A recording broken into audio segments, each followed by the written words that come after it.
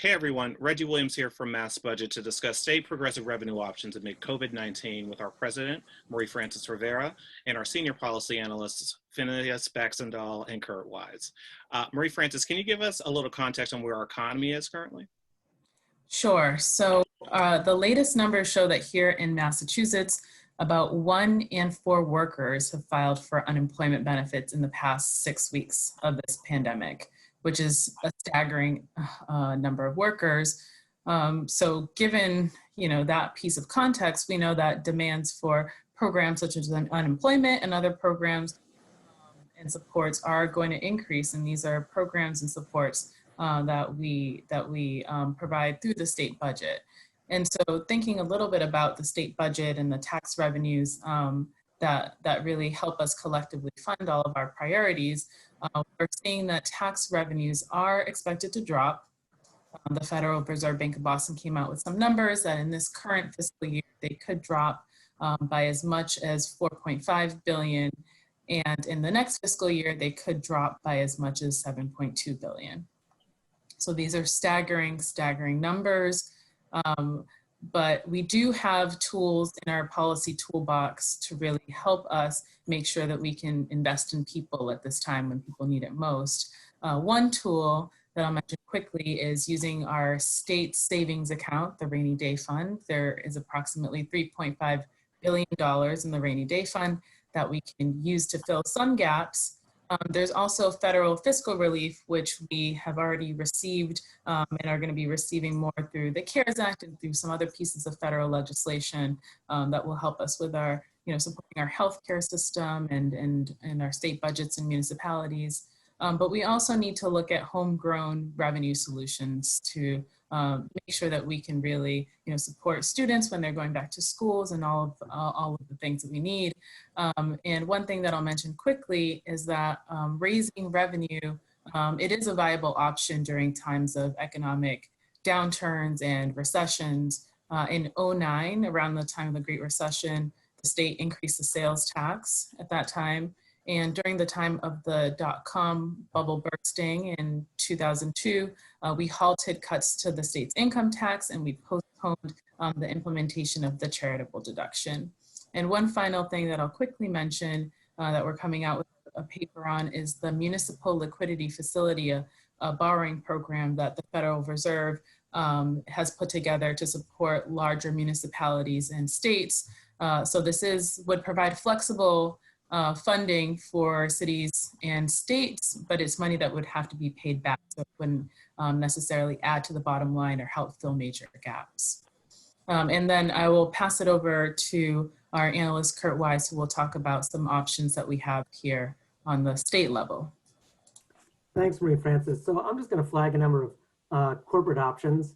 I'm going to talk about sort of 2 broad buckets. One, making sure that we're fully coupled to important provisions in the federal code that help tax authorities make sure that corporations that are profitable are not avoiding the tax payments that they should be making by engaging in very aggressive forms of tax avoidance.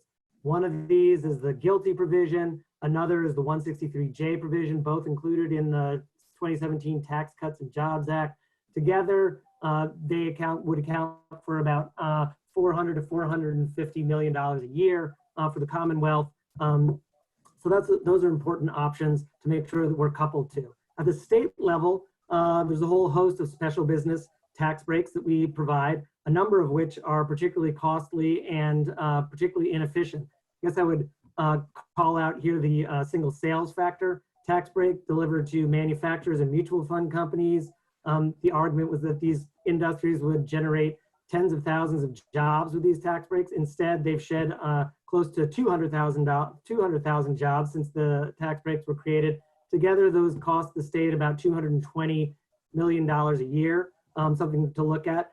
The film tax credit, another very costly program, $80 million a year that delivers relatively few jobs to the Commonwealth. Finally, I'll just flag that there is discussion about the possibility of both federal and state level windfall profits for corporations that do especially well during this crisis. But those are all things that are worth exploring.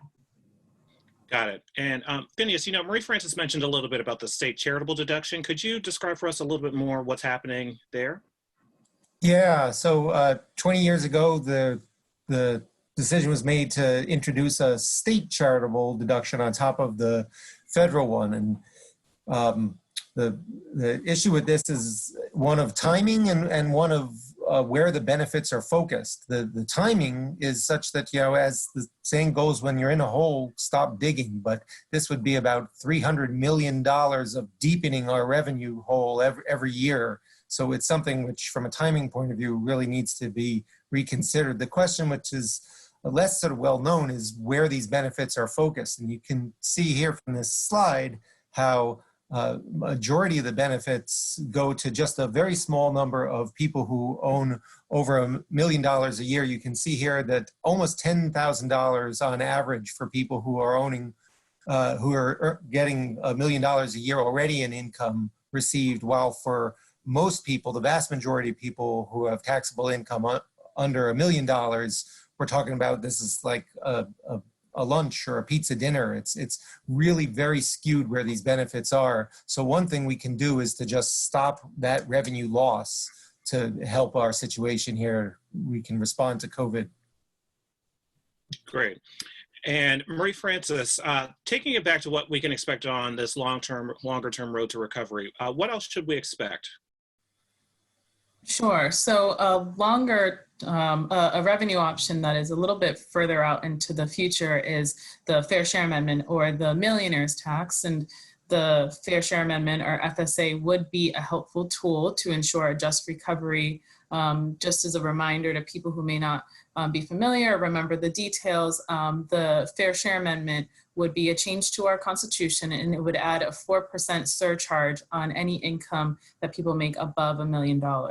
And the Department of Revenue a few years ago estimated that the FSA, or Fair Share Amendment, would bring in about $2 billion per year, but this may likely decrease if we continue to be in a recession or a downturn.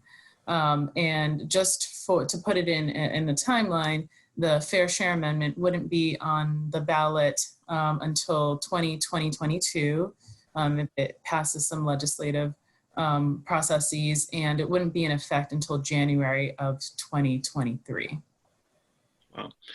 Okay, well, thanks everyone for that really great update. To our viewers, if you're interested in learning more information or signing up for updates, you can go to our website, massbudget.org, or follow us on social media at massbudget for more information. Marie Frances, Finn, Kurt, thank you so much. Thanks.